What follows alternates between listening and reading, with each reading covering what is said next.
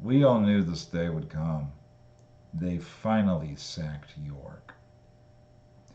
I covered a story about a month ago where Chicago was the first of these major sanctuary cities that couldn't afford to house their migrants anymore. And Chicago is the largest city in America.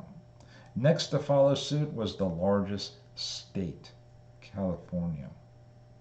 Finally, yesterday, effective immediately, New York is putting a limit on what they're allowed to shelter.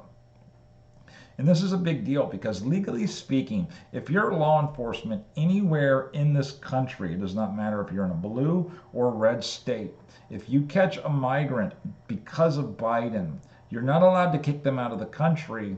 You're allowed to put them on a Greyhound and send them to a sanctuary city.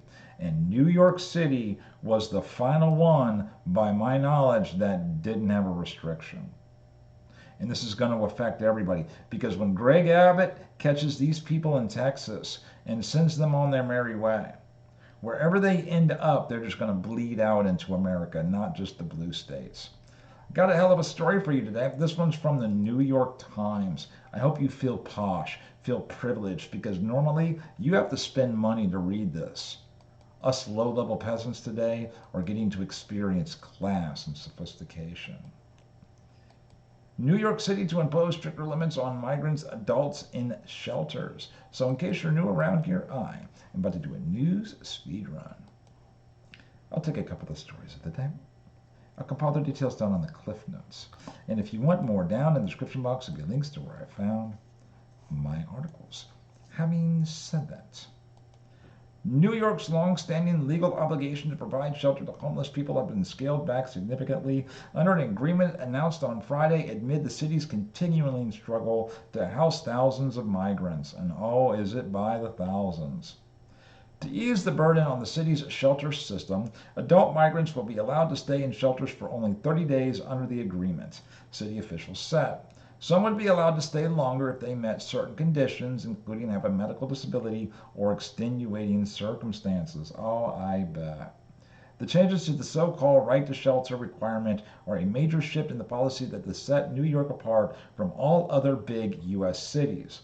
In no other city must officials guarantee a bed to any homeless person who seeks one, something city officials have alternately taken pride in and fought against for decades. I've only got two more paragraphs to read. It's these last two.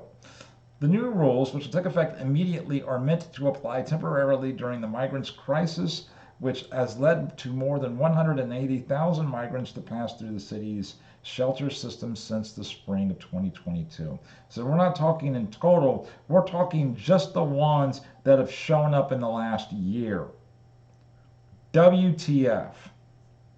Under the agreement, adult migrants ages 18 to 23 would have at least 60 days to the shelter system before having to move out, unless they met exceptions. Migrant families with children would not be affected, and that's like basically not affecting anybody. The settlement also does not apply to people who are not migrants and staying in shitty shelters. We're only talking about that specific type of migrant that if I said what they were, YouTube wouldn't allow me to put this video up. But this has been Joshua Schrock. I hope you like, I hope you subscribe. Thank you for your time.